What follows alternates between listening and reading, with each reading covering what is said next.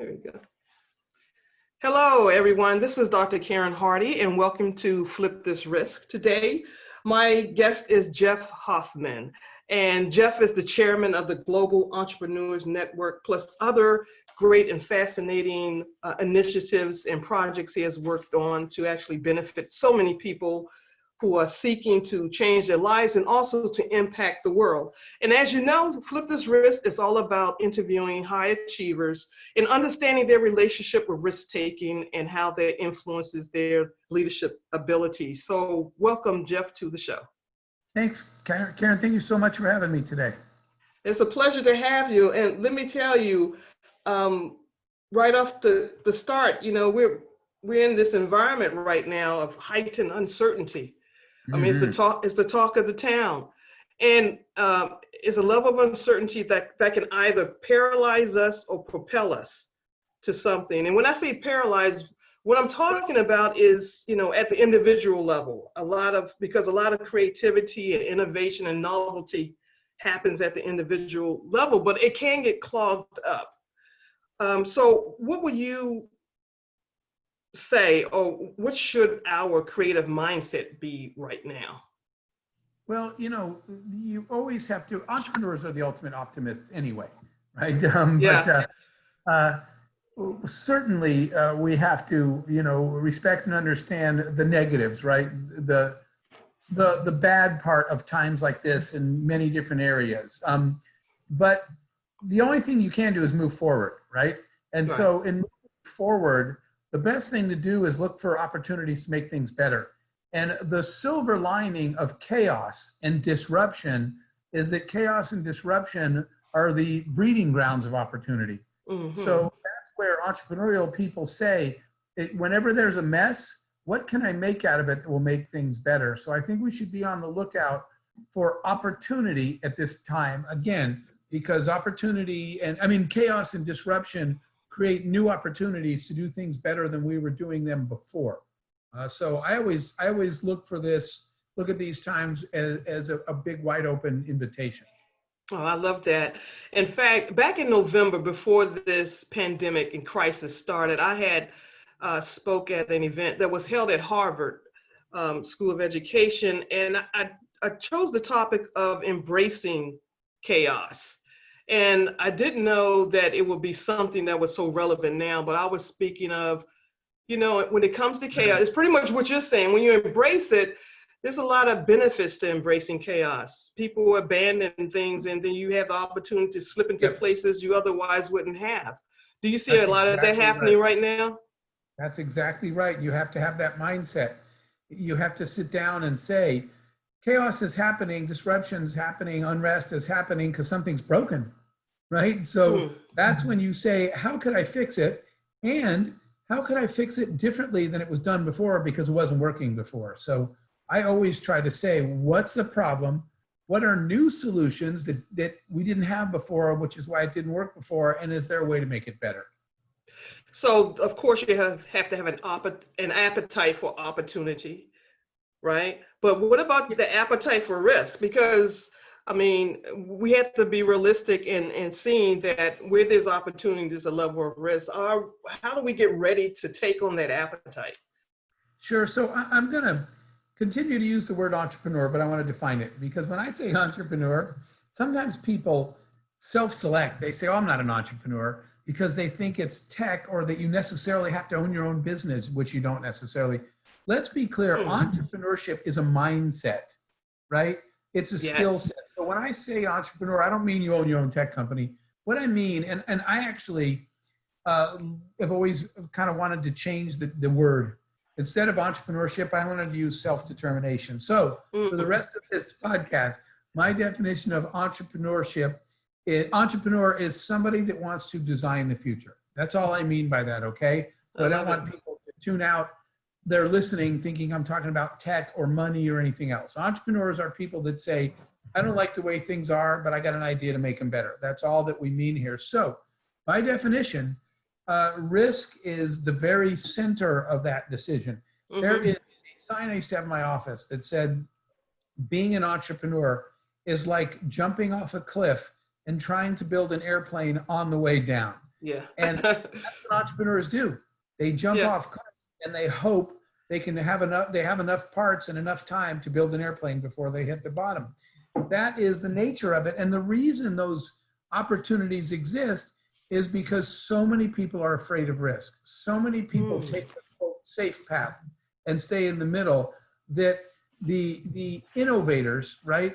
The quote, some people that are sometimes called crazy at the beginning, Right. that just weren't afraid to try. Obviously, a very recent example is Elon Musk, needless to say, as we all watched his Yeah. rocket SpaceX. Yeah. when everybody told him he was crazy. Well, if he accepted that and never jumped off that cliff, we would not have been watching that. That doesn't mean you succeed all that time. It means that if the choice is between failing and not trying, the risk you don't want to take is the risk of never trying anything. Entrepreneurs aren't afraid to fail. We take risks, but the risk we can't take is spending our whole life wondering what we might have done if we had only tried.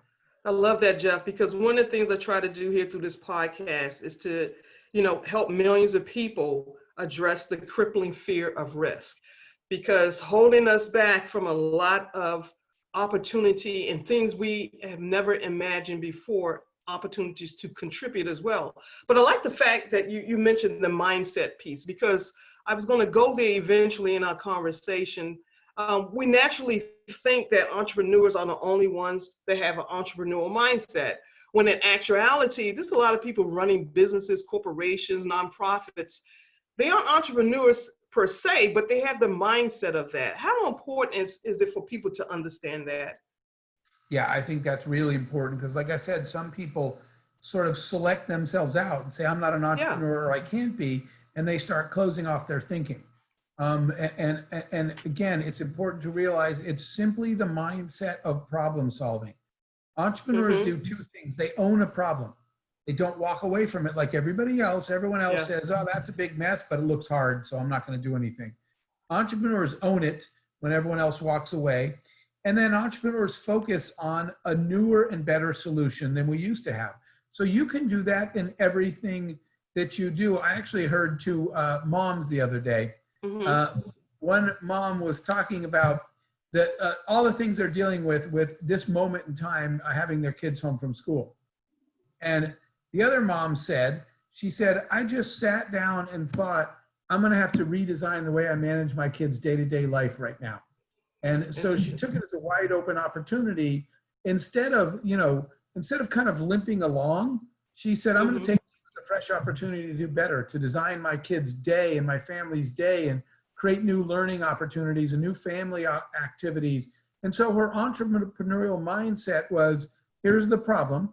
The problem is kids' schools closed because of COVID. The opportunity, though, is that I could actually make the days better than they used to be for my kids and my family, and for us to have more educational opportunities and more family moments. Exactly. And so she said, I'm going to figure this out. And so I thought that was a really good example of entrepreneurial thinking. And for everybody that's faced in any kind of chaos in your world, think your way out of it. So it doesn't matter if you're in government, if you're in a big corporation, or if you're a mom. Everybody can adopt the mindset of entrepreneurial thinking. Excellent. I love that, because my thought is that, risk management, the whole crisis has also amplified the skill set of managing risk or risk management. And I've always felt that, and this is what I'm doing is, that conversation, we need to redefine how we talk and think about risk management, all the way from the C-suite to the barber down the street. It's a global conversation. Everyone's invited to the table. With that said, you have a long history of great projects you've invested in that have led to enormous opportunities. I want to talk a little bit about that. I understand you started at Priceline.com. You had done some innovative work there. Given that, what has been some of the biggest risks you have taken yourself? So there's no doubt that at the launch of Priceline, that was a huge risk, just because of the fact that the internet was new. And the question was, would you buy something from someone you've never seen, never met, there's no face, there's no human, and you have to give them your credit card? So beginning of the internet, it was a huge risk. People forget that, because unless you were one of the sort of relatively small number of us at the beginning that said, let's try to talk people into buying stuff online instead of going to stores or talking to people. That was a risk, but that's not the one I want to pick. Okay. The first risk for me came before that because I had a good corporate job and I had a good engineering job in the corporate world at a big engineering company, and it wasn't a good fit for me. Remember, there's no right or wrong, Karen. This is just about your DNA. Right. But for me, the environment wasn't working, and I quit my job overnight. No salary, no benefits, no food in the house. Quit my engineering job to start something, to be an entrepreneur. And that was really scary. But the risk, and I mentioned this before, I was less afraid of my very first startup was in the travel business as well. The one that resulted in the airport ticket kiosks that you check in. We can come back to that. But the risk that I was thinking about was not the risk of, can a little company create kiosks, a product, and sell it to airports all over the world when you're a little company, and airlines are big companies. That's the obvious risk. That's not the risk I was worried about. The risk I was worried about was, if I don't do something, I literally felt like I was going to spend 30 years in the same cubicle and just intellectually wither and die, because my job was not challenging me and I was not growing. So the risk people don't think of is the risk of never changing anything and never trying anything, never chasing any dreams. That risk bothered me way more than the risk of starting a company and wondering if I could sell one of these kiosks to an airline. My goodness. I mean, that's powerful, because right now, because of COVID and the crisis that we're looking at, people have this window of time and opportunity to decide whether they're going to do a pivot or if they're going to stay and be status quo for their own lives, the area that they can have a fair influence over. You know, what can they do to walk themselves through their thought process to get them to, I need to make that jump or change now? Sure. That's a great question. So here was something I learned over time. I didn't know this at the beginning. Again, risk, right, implies failure. That's what we're at risk of something going bad. Otherwise, it wouldn't be a risk. And, you know, that comes frequently. For most people, risk equals unknown. It's the fear of the unknown. What if this doesn't work? What am I going to do? What's going to happen to me? So the what if part of risk, the fear of the unknown, is what scares people the most. And I developed a technique that works for me that really helps me with risk now. And here's what I do. I sit down and I do this. It's kind of like a tree where you go out every branch to see what's at the end. I do this risk analysis, but what I do is, and it's a personal one. I do the worst case of every what if, right? And I actually put myself there mentally and emotionally. So for example, I will go through and say, I'm quitting this job. I have no salary. That's what I did, right? Right. No benefits, no food, nothing anymore. And I'm going to start this startup. And then I went through every possible path, the what if. What if, and I always do the worst case. What's the worst thing that could happen to me? I completely run out of money and my startup fails, my idea fails. So now I've spent every last dime, my credit cards are maxed, and I failed and my doors are closed. I have no chance of revenue. So of course, that's a giant risk. And I write all the risks down, medium risks and high risk and the worst case risk. And I write them all down because they're all branches of the tree of, you know, of your life, the paths you might go down. And then I go to that worst one and I say, in the absolute worst case, how bad is it? And I kind of give myself perspective. Well, let's see. I'll be broke, but I won't be dying of cancer, right? My health is fine. My family will not have disappeared and gone to another planet, right? The people I care about still care about me. So then I said, what would I do?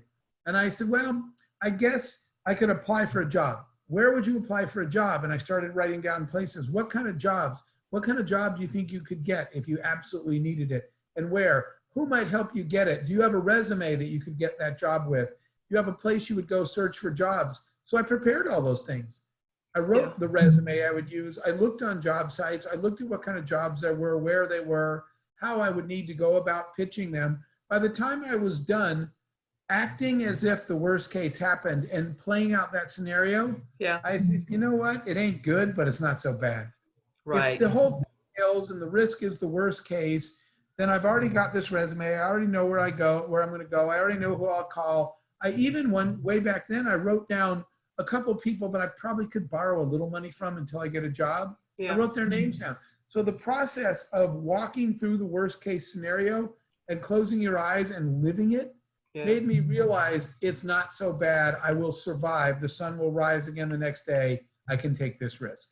If you leave it as an unknown, it's super scary.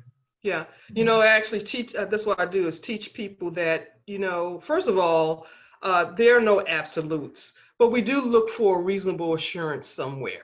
And going through an exercise like that and showing people, methods for doing that can make a difference. I don't think people know that there's tools to actually help them do that. They I just think you're absolutely right. they're just winging it for the most part, and help them do that. But just based on your experience, do you think risk taking is a selfish act, though, Jeff? I mean, how did that affect people around you versus did it make them better too? I mean, what does that dynamic look like? Yeah, it did, because too many people live too much of their life ruled by fear, right? Fear prevents us from having so many experiences in our lives and living a much richer and fuller life because we're just afraid of too many things. So when I led by example, remember when I said, using that same analogy that being an entrepreneur is like jumping off a cliff, as I said, right? And Right. so when I jumped and everybody else that was afraid stood back and said, oh no, what's Yeah. going to happen to Jeff? And not only did I come back up, but I came back up laughing and smiling and said, oh my, it's like the first time a kid jumps off the high dive at a pool or something. Yeah. And they're scared to death. Then your kid jumps and then they're like, I want to go again. I want to go again. That was so much fun, right? So when I came back out and I survived and I told everybody that was amazing. I learned so much. I grew so much. So many things happened to me. Other people, they wait to see what's going to happen to you, but it definitely has an impact.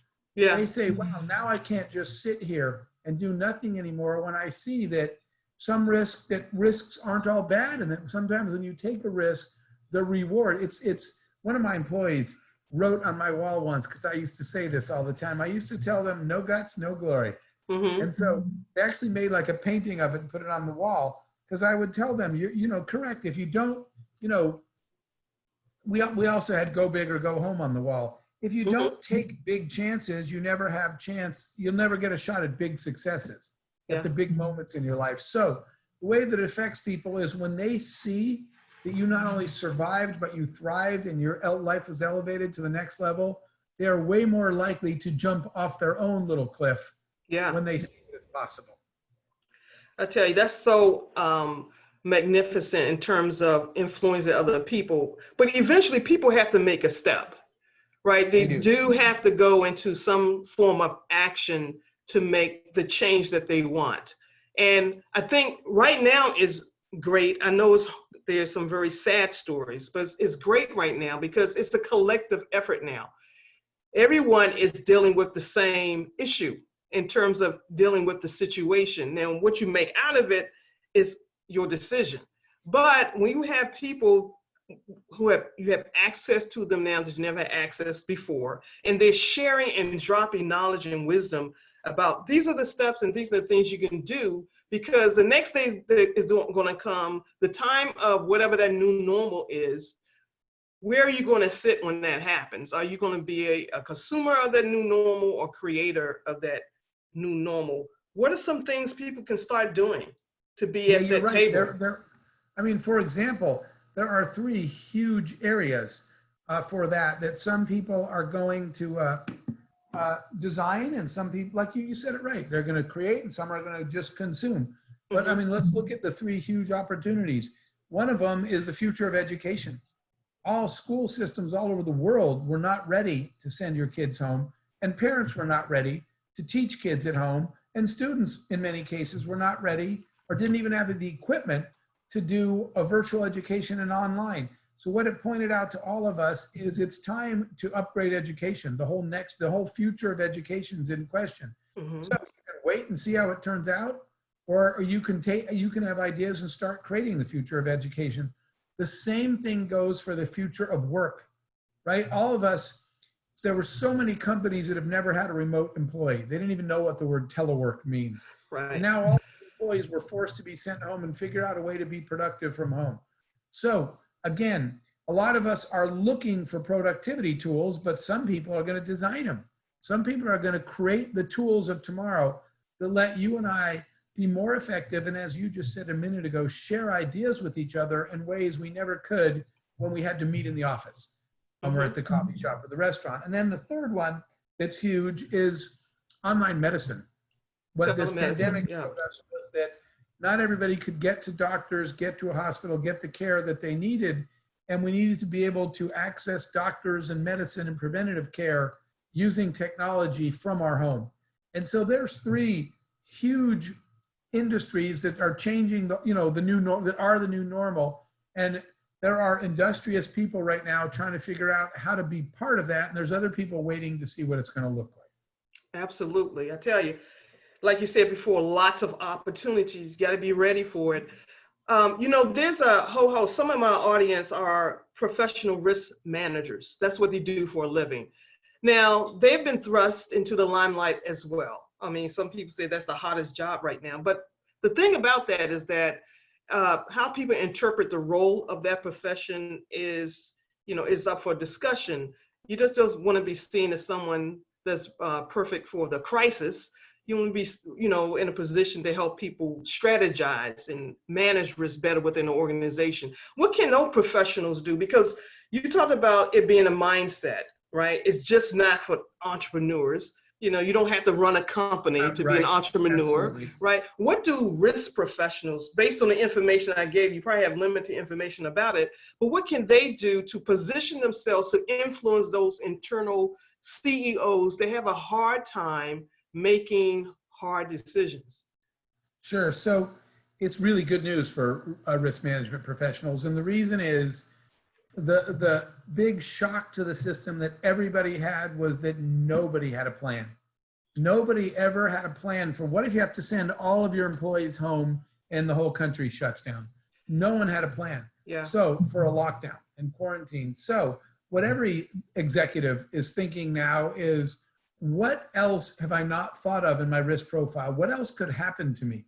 If this happened again, a lockdown, or what else? So everybody is a potential customer now for risk managers that wasn't before, because they all thought, it's fine, it's going to be okay. Now they got a giant, hit with a brick right in the face. And they said, well, that hurt. I wasn't ready. And I don't want that to happen again. So, it's not only recovering from this one, but, the sales for risk managers to CEOs and executives right now is, the next time a surprise comes, are you really ready? Because I asked you last year and you said, I'm fine. This year, they're all going to say, I don't know. You better talk to me. How do I go through risk assessment, and how do I make plans, recovery and disaster plans that companies didn't have? The only disaster recovery plan most people had was their servers. Yeah. What if my server goes down? No one said, what if the country goes down? It just didn't happen. So it's really good timing for you to sit down with executives and say, let's what if. What other crazy things might happen in the world because no one anticipated this crazy? And do you, as an executive or as a leader, really have a plan? Because most people do not. Yeah. Well, we definitely found that out, that most of them do not. And hopefully we don't want to repeat the same habits for the most part. So you're chairman of the Global Entrepreneur Network. What are some of the projects you're working on now, to help people pivot and get ready for this new normal? Sure. So, we've been doing, I'll tell you a couple of them. One of them, so as my main role at Global Entrepreneurship Network, we are doing a lot of, like you're doing, podcasts and workshops. Now we're spending time talking to small businesses about how to reopen, right? We're putting together tips and advice for reopening, but we are also doing our own program. It turned out that when the data came out, in the small business world, the U.S. government set up the PPP program, Paycheck Protection Plan, and data came out. At the beginning, no one knew. But when the data came out, it showed on a very unfortunate result. Minority-owned businesses in America had more than a 90% rejection rate. They're not getting the money. Yeah. The ones we looked at, the two worst were Hispanic-owned businesses and Black-owned businesses in America were rejected more than 90% of the time. So they put together that whatever giant stimulus package, but it didn't get to many, many small business owners and especially minority ones. So we teamed with a small business resource company called Hello Alice, along with Jen, Global Entrepreneurship Network. Mm-hmm. And we've been doing a mentorship and grant program. We give out $10,000 cash grants to small business owners, not loans, just grants and not government money, just money we've put together. And that's one I think you've seen that in the Latino market, my good friend Pitbull, the singer, he's helping me get the message out to that market. We started with the Latino market. Now we're going to focus on the African-American market. But so we have a program, again, to give $10,000 cash grants to small business owners who literally can't keep alive without it. Yeah.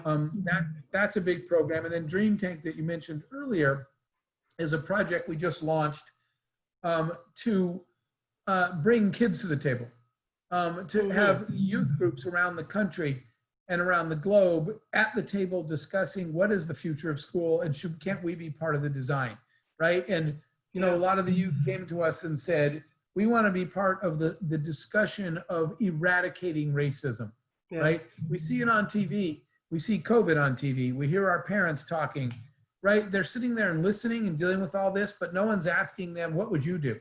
So what we said was, let's organize youth problem-solving teams all over the country and let kids, ask our kids if they have any ideas, because it turns out they do. Those are probably my main activities, Karen. I love it. Asking the kids, because you're getting raw, authentic answers, unfiltered, exactly right? And I mean, some of the best ideas are coming from there. So Jeff, as we wrap up, is there anything else you want to leave with the audience in terms of what you're going to be doing next and any contact information? Yeah, the easiest thing I have, well, let me do a couple of things. Sure. If you're in need of the $10,000 grants we're doing, we call it COVID19businesscenter.com. It's just the number 19, COVID19businesscenter.com. If you're interested in getting more involved in entrepreneurship and learning about it, Global Entrepreneurship Network is Gen, G-E-N, genglobal.org. Then my personal website is jeffhoffman.com, and my email is just jeff@jeffhoffman.com. So right now, we're focusing on trying to, and the youth organization, by the way, is Dream Tank, like Shark Tank, but dreamtank.co, not .com. Those are all things I'm involved in. You're welcome to reach out or reach out to me directly.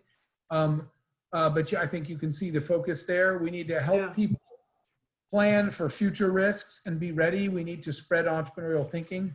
We need to involve our kids in the solutions, not just leave them there passively.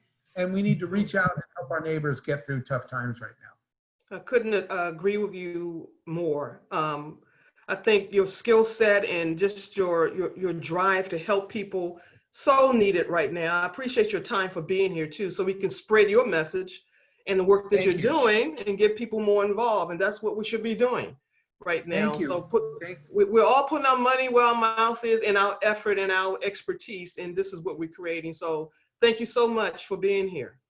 Thanks again for having me, and stay safe. Absolutely. And I want to thank everyone for watching today. I'm Dr. Karen Hardy. You can check out flipthisrisk.tv or flipthisriskacademy.com, and I'll check you next time.